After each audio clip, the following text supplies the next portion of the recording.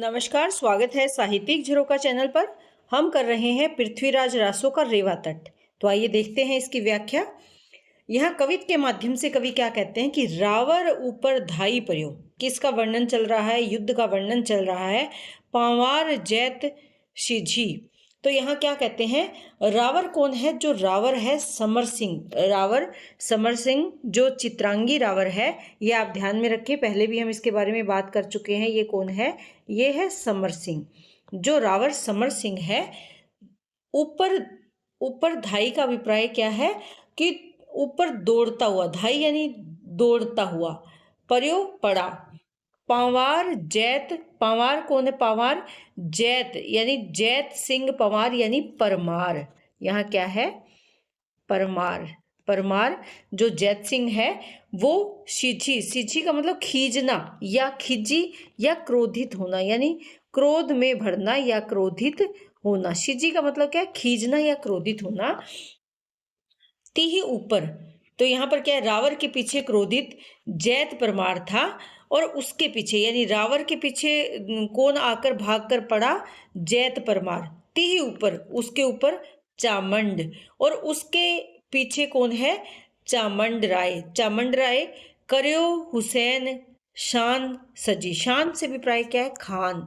जो हुसैन खान है, जो गोरी सेना का सेनापति है हुसैन खान, उसके पीछे यहाँ पर अलग अलग जो पृथ्वीराज के, चौहान के जो मित्रगण हैं, जो उनके साथी हैं युद्ध भूमि में, जो उनके सामंत हैं, वो अपनी अपनी सेना के साथ यहाँ पहुंचे हुए हैं।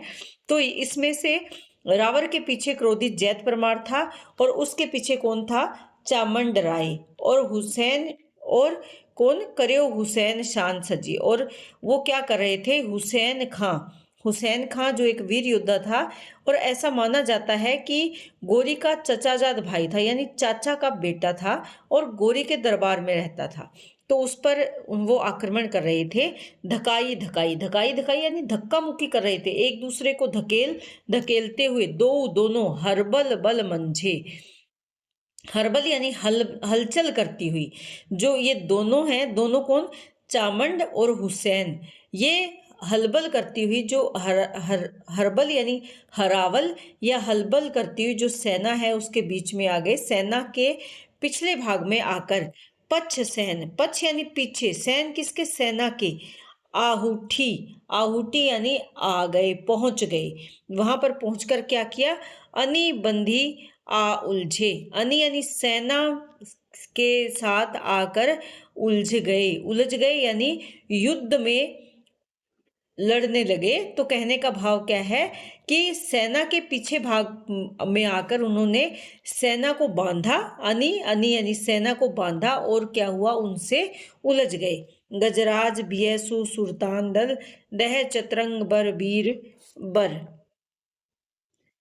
जो गजराज है वो क्या है? हाथी। बिये का अभिप्राय क्या है? दो। दो, दो जो क्या है? दो। सुल्तान दल, सुल्तान दल क्या है? दह। दह का मतलब क्या होता है? यहाँ पर दह का अभिप्राय यहाँ है सेना को कष्ट देना, जलाना उसको। तो सुल्तान की सेना को कष्ट देते हुए चतुरंग बर, बर यानी भली, भली भांति या अच्छी तरह है। वीर बर यानी श्रेष्ठ। वीर यानी वीर। कैसे वीर? जो श्रेष्ठ हैं, जो अच्छे वीर हैं। वो यहाँ पर क्या कर रहे थे? धनी धार धार धारई धनी। धार धार यानी तलवारें, तलवारें, तलवारें। धार है, धार देश का जो धनी यानी स्वामी है या अधिपति कह सकते हैं। धार देश का जो स्वामी है वो कौन है? ये जैत सिंह परमार है। धार देश का स्वामी कौन है? जैत सिंह परमार। तो बर भट्टी उपारी करी। बर यानी श्रेष्ठ, भट्टी यानी भीमराव भट्टी का बात यहाँ चल रही है। भट्टी यहाँ पर कौन है? भीमराव, भीमराव भट्टी यहाँ पर है, ये आप ध्यान में रखें। उपारी करी, उपारी यानी उखाड़, करी यानी किया, उखाड़ दिया या उखाड़ फेंकना। तो यहाँ कहने का भाव क्या है कि जो यहाँ पर दो हाथियों पर चढ़कर इन श्रेष्ठ वीरों ने जो श्रेष्ठ वीर आ रहे थे, किसके किसके सेना के हैं? पृथ्वीराज चौहान की सेना के हैं। उन्होंने सुल्तान दल की चतुरंगिणी सेना को दह यानी नष्ट कर दिया, या उसको व्याकुल कर दिया, या उनमें हलचल मचा दी। जो श्रेष्ठ वीर थे, किसके वीर थे? जो सुल्तान की चतुरंगी सेना के अच्छे वीर थे, श्रेष्ठ वीर थे, उनको व्याकुल कर दिया। और अनेक तलवारों के बांधने वाले, सब नाम धन्य, सब नाम अपने नाम को धन्य करने वाले धार देश के धारा यानी धार देश के अधिपति जो जैत परमार हैं, और श्रेष्ठ जो भट्टी हैं, भट्टी कौन है? भीमराव भट्टी ने उन्हें क्या किया? उखाड़ फेंका। किसको उखाड़ फेंका? सुल्तान के दल की सेना को। कौन सी सेना है? चतुरंगिणी सेना को। आगे देखते हैं यहाँ पर क्या कहते हैं। कवि कहते हैं कि छत्र मुजीक सु अपी जैत दीनो सिर छत्रम। जैत कौन है? जो जैत परमार है, उन्होंने अपने सर पर क्या धारण कर लिया? सिर पर छत्रम। मुजीक यानी दृढ़ता से, सु से अभिप्राय क्या है? वह। अपी यानी अपना, अपने आप को दृढ़ता से उसने स्थापित किया और अपने सिर पर छत्र धारण कर लिया, यानी सेनापति के रूप में वो उपस्थित हो गया। सिर पर छत्र लगाकर यानी सेनापति बनकर दृढ़ता से वो युद्ध भूमि में उपस्थित था। किसकी बात चल रही है? जैत परमार की बात चल रही है। चंद्रव्यूह अंकुरीय राजू, और जो राज सेना थी, राजू यानी राजागण, राजागणों को यानी राज सेना को कैसे उसने वहां पर खड़ा किया? अंकुरीय से अभिप्राय अंकुरित हुआ। कैसे? चंद्रव्यूह यानी चंद्रव्यूह की रचना वहां पर उन्होंने की। चंद्रव्यूह के रूप में उन्होंने सभी राजाओं की सेना को वहां पर एकत्रित का हुआ। तहां एकत्रम, और वहां पर हुए इकट्ठे। एकत्रम यानी इकट्ठे हुए। किस रूप में? राजा महाराजे वहां पर एकत्रित हुए, चंद्रव्यूह के रूप में उन्होंने अपनी सेना को इकट्ठा किया। एक अग्र हुसैन ने बीए अग्र पुंडीरम, कि एक आगे के हिस्से में कौन था? हुसैन। जैसे यहाँ पर हुसैन खां की बात हुई थी, मैंने आपको बताया था कि ये कौन है? गोरी के चाचा का बेटा है, लेकिन गोरी के द्वारा इसको निकाल दिया गया था। उसके बाद इसने कहाँ शरण ली थी? पृथ्वीराज चौहान की सेना में इसने शरण ली थी। बीए एक आगे के हिस्से पर कौन है? हुसैन का खड़ा है, जो पृथ्वीराज सेना का नेतृत्व कर रहा है। और दूसरे पर बीए यानी दूसरे आगे के भाग में कौन है?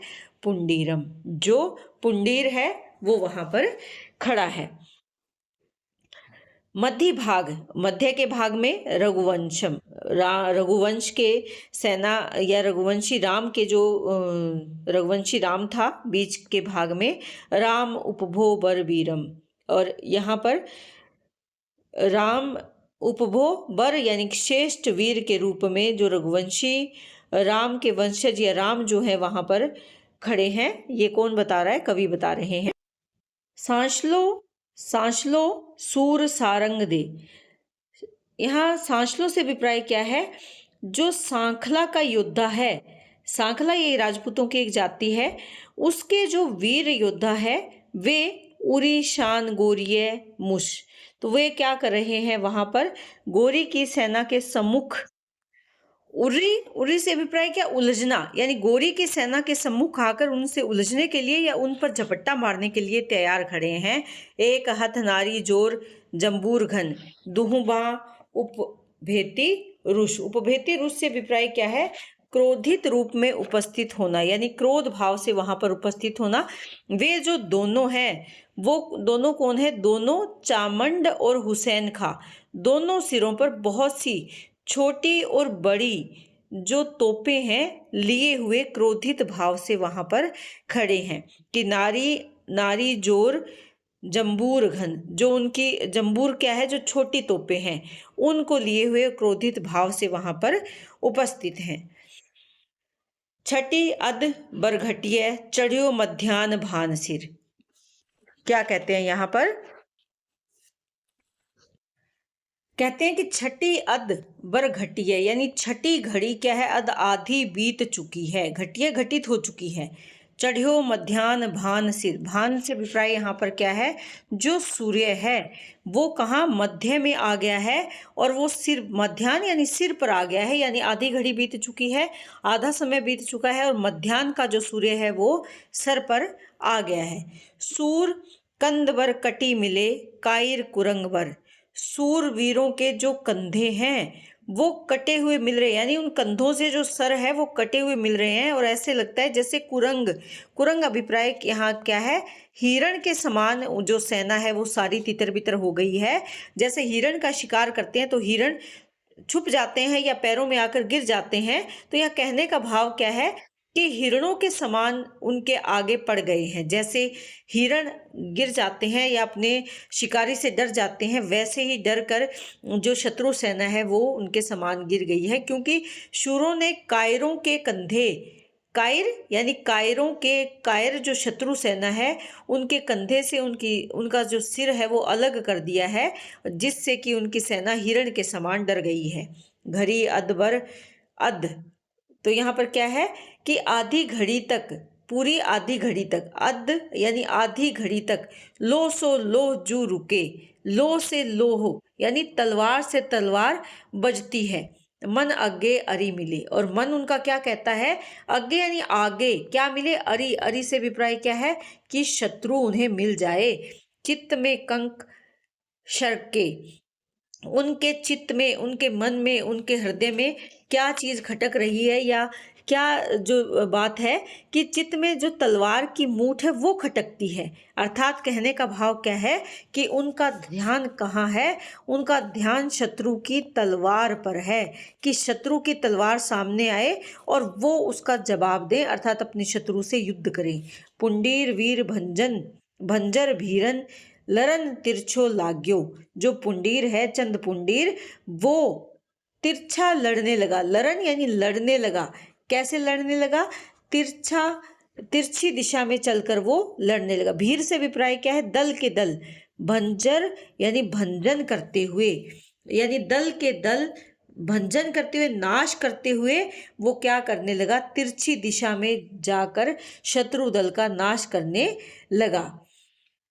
नव बधु जेम शंका सुबर, और कैसे लग रहा था युद्ध में शत्रु के दल का जब नाश पुंडीर के द्वारा किया जा रहा था, एक पक्ष से वार किया गया तो गोरी की सेना कैसे भाग खड़ी हुई, क्योंकि जो पुंडीर है वो वीर योद्धा है, और जब उसके द्वारा गोरी की सेना पर प्रहार किया जाने लगा तो कवि यहाँ पर कल्पना करते हैं कि उन्हें लगा, कवि को ऐसे लगता है कि गोरी की सेना कैसे भाग पड़ी कि नववधु यानी नई नवेली दुल्हन, जेम जैसे, शंका सुवर, शंका के भाव से, लज्जा के भाव से, उदो जानी, उदो यानी उदय हो गया है, जैसे जो भाग जाती है, क्या, उदय जानकर, किसको जानकर, जिम यानी जैसे, भग्यो भाग जाती है।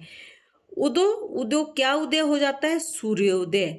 तो वो सुबर यानी अपने पति के पास से, अपने स्वामी, अपने पति के पास से सूर्य उदय होने पर लज्जावश भाग जाती है, शंकावश भाग जाती है कि सूर्य सिर पर चढ़ाया है और वो अब तक अपने स्वामी के पास ही है। इस भाव से उसके मन में लज्जा उत्पन्न होती है और वो वहां से भाग खड़ी होती है।